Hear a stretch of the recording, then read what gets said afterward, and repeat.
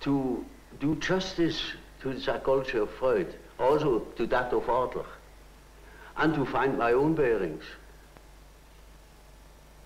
That helped me to understand why Freud developed such a theory, or why Adler developed his theory, his power principle. Have you concluded what psychological type you are yourself? Naturally, I have devoted a great deal of attention to that painful question, you know. And reached a conclusion? Well, you see, the type is nothing static. It changes in the course of life. But I most certainly was characterized by thinking.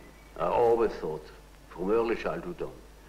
And I had a great deal of intuition too. And I had a definite difficulty with feeling. And my relation to reality was not particularly brilliant. I was often at variance with the reality of things.